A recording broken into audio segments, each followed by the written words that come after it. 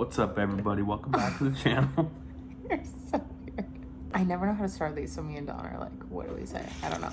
Tonight we're gonna share our birth story with Oaks. I had Oaks at home. So this was in May of 2022. We had a traumatic birth with Scotty. It was very traumatic and awful. That's a story for another day.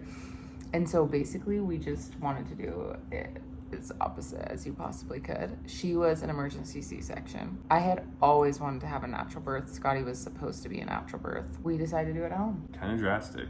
Yeah, well, it's kind of drastic. A lot of people were worried about that. Rewind to May. Rewind to 9 months before that. You're so stupid. With Scotty, I had gone 12 days over. So I was kind of thinking I would go over. I was hoping I didn't because that's like the worst part of pregnancy. He's due May 9th. You can't go past 42 weeks. At my 41 week appointment, my midwife was like, okay, we kind of need to start doing some things to maybe like naturally induce you. Because if I do go past 42 weeks, I have to be induced at the hospital. I was like, I don't want to be induced at the hospital because I've literally been planning this home birth for the past 9 months. At my 41 week appointment, she's like, let's sweep you. So I got sweeped. And I You got what now? I got swept and I cramped for like an hour and then nothing happened. Yeah, that was disappointing. So kill me. So I went back on Thursday because she's like, you have to be induced on Monday. So let's do another sweep. Thursday I go in at like, I think my appointment was at like 3 or 4 and she swept me. And I was at a 1 and I was like 60% effaced. Like my body was just not feeling it. I was like, I'm gonna be at like a 4 or a 5. Yeah, no, I was at a, she's like, you're at a 1, maybe a 2. She was definitely being generous. I was totally not at a 2. So anyway, we got Scotty, we went home, like had dinner, and we had gotten her to bed at 6 o'clock. That's when her bedtime was. And it was like 6:20. And I was like, I had kind of been cramping. We weren't consistent. And I was like kind of in such a negative headspace that I was like, I'm not in labor. I'm never having this baby. Like, Dawn's like, oh, you're cramping, that's good. I was like, no, like I'm not in labor. This is so stupid. They were like 8 minutes, I think. Yeah, somewhere like that. 8 to 10 minutes. Like, pretty far. Yeah, they weren't close, but I was like, wait, these are starting to be consistent. So we timed them until like 11 o'clock. So then me and Dawn were like, well, let's just go to bed. Because like, I wasn't like actively in labor. Like I knew I wasn't gonna have the baby. And Scotty's labor, I labored for 36 hours and got to an 8 or a 9 and then had my C-section. So I kind of felt like, okay, it's probably gonna be long also, especially because it was my first vaginal birth. Dallin goes to bed. I'm like, at least you should get some sleep so that you're not like super tired. Could not sleep. I was trying to, but they would like wake me up. And so anyway, I just turned on a show and sat on my ball. I woke you up at what, like 4? I think so, yeah. It was like 3 or 4 and I was like, Dal, these have not stopped. I think the closest they got were like 6 minutes. Yeah. But I was like, okay, I think I'm in labor because they've been going on from like 6 to 4. So I was like, it's been like 10 hours of like nonstop contractions. Oops, woke up. So Dallin went to go rock him out to sleep. Bear me. Okay, that kind of took forever. Dallin tried rocking him and he was not having it. So I had to go and feed him. We kept saying we're like, we'll probably have him by the night. So my mom and dad came and picked up Scotty and took her to the wedding. And they're like, we'll hang out with her for today and like we'll bring her back tonight once the baby's here and like she can see him, meet him, sleep over if you want her to, whatever. First they would start to get like close, like 4 minutes. And so I'd be like, okay, I think he's coming. But then I'd get in the shower to get like some like relief from the water and they would slow down. Mm-hmm. And they would go to like, it was so annoying. 7 or 8 minutes every time. And so my midwife would be like, okay, have her get out and like, let's keep him going again. So I'd get out and they'd be like back to 3 or 4 minutes. So discouraging. Like I remember. Just quit in the freaking shower. Just like, I need some sort of relief. Yeah, I have to do what you have to do. Yeah, and it was helping, but then it was like also hurting because it was slowing my labor down. So anyway, at like 6, I think, right? That's when Bethany came over. She asked Megan if she like wanted to be checked, like see where we were at, and we were like, yeah, because after 24 hours, like we thought she was gonna be like pretty far. Like, oh, she checks her and she's like, so was it 3? Well, first she's like, I don't have to tell you, why don't we just keep going? Yeah, and what we and don't. we were like, and I was like, bruh. this is not good. is it 3? Yeah. She's like, you're at a so 3. you're at a 3. And I think Marin, like, literally died inside. Oh, I wanted to literally die. And I wanted to be like, are you freaking serious? But I could tell Marin was, like, upset, so I was so discouraged. I didn't really say anything. I was like, all right, well, that's good. Dallin was really positive. He's like, that's great. You made progress, because I was at a 1. I think that kind of mentally didn't help. I kind of wish I didn't get checked.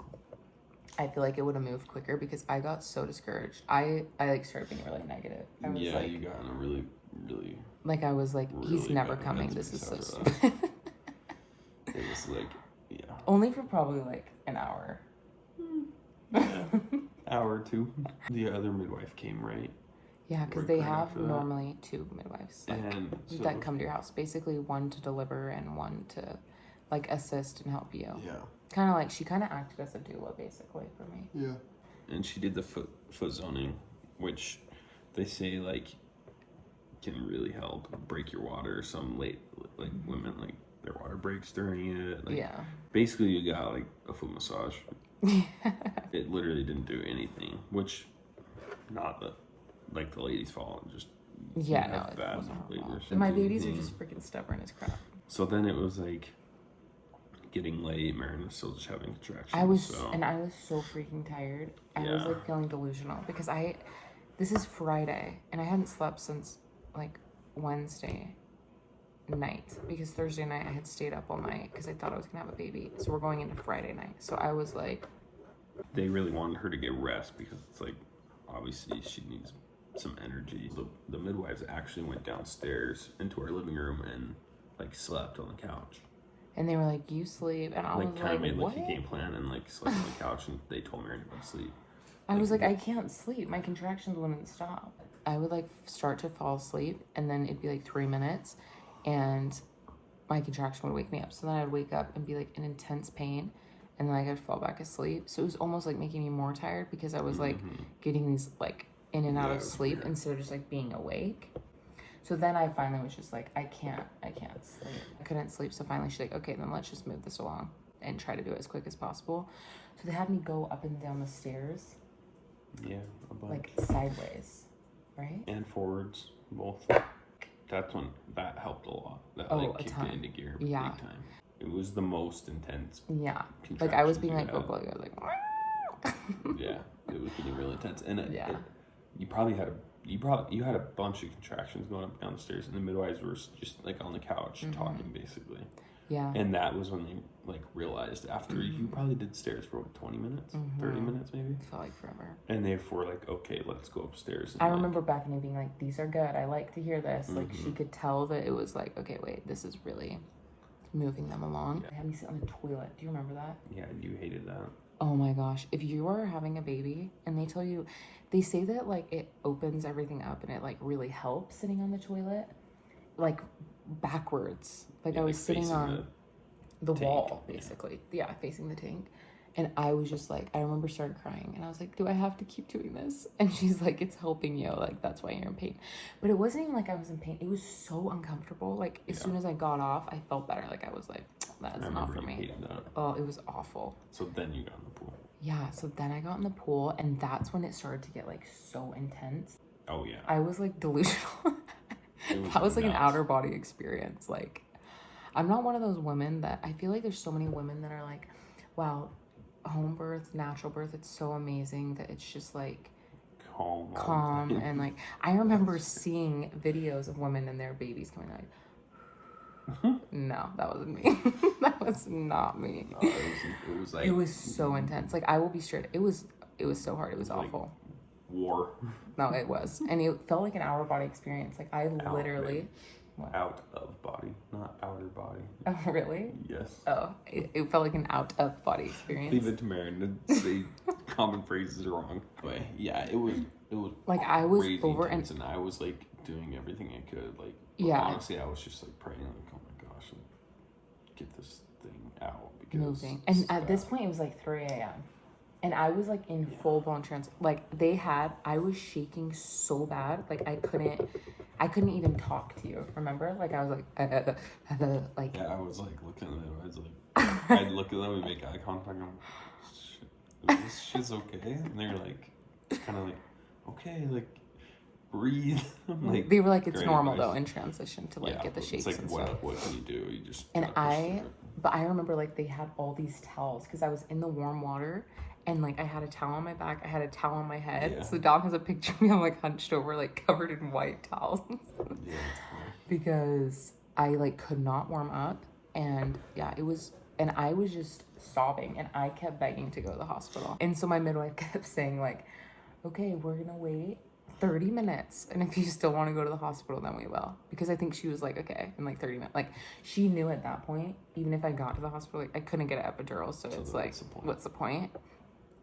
And I was just sobbing, I'm like, please, I don't want to, I can't do this. Like, this is so awful. And Dallin was just like... I really stepped up and was just, I was a strong mental game right there. No, he really was. Dallin was like, you're totally fine. You can do this. Like, it's fine. You're doing so great. Which is very important if you're trying to do that. If you don't have somebody that's like fully on board. No, it would have been awful. Try. It would, yeah. Because if I would have been like, okay, let's go, it would have been done. Oh, if Dallin would have said, okay, we can go to the hospital, I would have ran downstairs so fast. Yeah. But it was like, it wasn't that they wouldn't let me. It was like, you guys were kind of like almost ignoring me. Yeah. Like in a good way. Just because we could tell, like, well, I knew that's not what you actually wanted. Yeah, and like if I actually would have gone into the hospital, I would have been so mad. I knew you're just reacting, but I knew you actually. And I do remember really always hearing like once women ask to get an epidural, like they're close. So in my head, I was like, I'm so close. Water was starting to get cold, and so my midwife was like, let's drain the water, get hot water in there, and get on your bed. So I was on my hands and knees for like a long time, probably like an hour. Yeah, because I probably got on the bed around 4. I was on my hands and knees. Basically like rocking back and forth. Yeah, that's the only thing that felt good was being on my hands and knees. And then Dallin would just like squeeze the shiz out of my hips. Bro, my arms were so tired. I remember thinking in that moment, I bet Dallin and my midwife's arms are so tired. Yeah. It got to the point that they had done it so much, so often that when they started, it was like hurting because it was like, I think I had bruises. I was like, okay, wait, don't do that again. I'm on the bed and I felt like I was gonna pee my pants. Like I was like, oh my gosh, I have to pee. And so I kind of like stood up and all of a sudden it was like, pop, and my water broke everywhere all over our mattress. Immediately after that, you were like, I have to push. Yeah, I was like, oh boy. Yeah, that was like crap. The whole pushing experience was something. Yeah. I wanted to push on my hands and knees. Like I got on my hands and knees and that is what I was like, yes, this feels way better. And I hurried and got in the pool, like the birthing pool. So I had a cervical lip. So what that means is like basically it's like a lip. Yeah, the cervix, his head was like stuck on my cervix. So that's why I wasn't super dilating. Because he wasn't coming down. So my midwife had to put her hand literally in me and hold my cervix down so that he would come out. So I was on my hands and knees and she's like, Marian, I can't do it from here. And I've got to move this lip or he's not going to come out. He's just going to keep getting stuck. And so I had to turn on my back and I had to flex my pelvic bone up, and Dallin was like holding me in the air. It was so freaking uncomfortable. It was awful. I was like, I don't want to do this. And my midwife was like, he's not going to come out if I don't move the cervical lip. And his head, normally they come out tucked, right? And the crown of their head comes out. Oaks was freaking like this. So that was not helping because this part was coming out first instead of the crown of his head. And so, anyway, my midwife said I was dilated to a 12 trying to get this area of his head out. So that's why I was in transition and stuff for so long, because he could just not get past the cervical lip and he couldn't get through the 10 centimeters because his angle of his head was too big. I think it's called like asynclitical. That was the position he was. I pushed for what, an hour? Just it was like under 57 minutes. It wasn't like just a smooth, like no, it was really hard. Few pushes, yeah. I mean, obviously like, and I guess I'd seen so many videos online of women just like breathing their baby out, and I just like could not do that. It was so hard. I think I was just so tired. I did not have the energy to be doing that. Like I literally hadn't slept in like 72 hours, and so I was like screaming bloody murder. Basically. Yeah. I low-key thought at one point that like the neighbors were gonna hear us. I kept thinking that like hopefully. But I would have never said anything. Yeah. But no, I literally first thing I was like, I think the neighbors might hear us. Yeah, and it was at like I had him at 6:50. So at that point it was like 5:30 in the morning. Or Yeah, like I started pushing at 6 like o'clock in the morning. 5:40 or something. Yeah. So that was like, Right when people start waking up. He was stuck at the ring of fire for like what felt like forever. And she just kept saying, Marin, put your hand there and feel his head. It will give you some encouragement. While he's sitting there in the ring of fire for like 20 minutes, my midwife was like, Marin, they had one of my main midwife, Bethany, was like, had her hands there. She was like delivering him. And then the other one had a Doppler on, listening to his heartbeat. And his heartbeat started to like drop like a lot. And she was like, okay, the heartbeat's really, really low. We need to get him out. So Bethany, my main midwife, was like, Marin, we need to get him out like now. You have to push. So then his head came out finally, and I was like, that did feel like a relief, because I was like, oh my gosh, like finally that ring of like that is gone. So I like started to breathe, whatever, and my midwife was like, Marin, he's really, really purple. Like, you have to get him out. Like, you need to stop relaxing, basically, because I was like, okay, I got the head out. Like, I thought I was good for a second. And yeah, I kind of thought the body would just kind of like slide out. But anyway, she was like, you have to get him out. And I started trying to push, and she just pulled him out because I just did not have the energy to get him out at that point. Like, I just couldn't. And I was crying, and I was, but it was just not enough because I was so tired. And so this is 36 hours later. That's how long I was in labor. So he's born, and put him on my chest, whatever. And I had a short cord. So normally cords are what, like 24 inches, I think she said. And mine was like 14 inches, 14 or 16 or something. So it was short. And so when they pulled him, she pulled him out, and then I pulled him up onto my chest, like far. It pulled my cord out and my placenta. And so not all the way out. It pulled my placenta sitting like right there. Yeah. And so they were worried I was gonna hemorrhage. And so then they had to give me like a shot of Pitocin in my leg. Right? Yeah. He had swallowed fluid. It was just gurgling. It sounded like he couldn't get like a full coughing up water. Yeah, he couldn't get like a full liquid, I guess. Like breath in, and he wasn't really crying. Like he was, but you could tell like he was gurgling. struggling. Yeah, he was gurgling. That's a good description. Yeah, I'm trying to tell you. They had me get out of the water and get on the bed, and Bethany, my midwife, she had to do some oxygen on him, like a little face mask, right? Yeah, just like a little tiny oxygen tank. Yeah, it was like so cute, little cute. It was big, and like one of those rubber clear masks, just to help clear his throat, basically. It was helping while he had it on, but then like when he took it off, he was like still kind of the same. And his oxygen level was really low. The other midwife kept taking it, and it was really low. And the midwife said she was very calm, but she did say calm. like if his oxygen levels don't rise, we will have to go into the hospital. Go to the NICU. I just remember like not worrying about it. And I do remember her saying like, we'll have to go to the NICU. And I remember being like, I will be so mad if we have to go to the hospital, because we just did everything at home. Like, now we have to go to the hospital. But obviously we wanted him to be healthy. Like, we totally would have gone. You do what you have to do. And literally probably like what, 30 seconds after that, he stopped breathing. Yeah, he stopped breathing like completely. And she had him on my chest the whole time, because she's like, it's good to keep him on your chest. It's gonna regulate his breathing. So she was doing the oxygen mask while he was on my chest.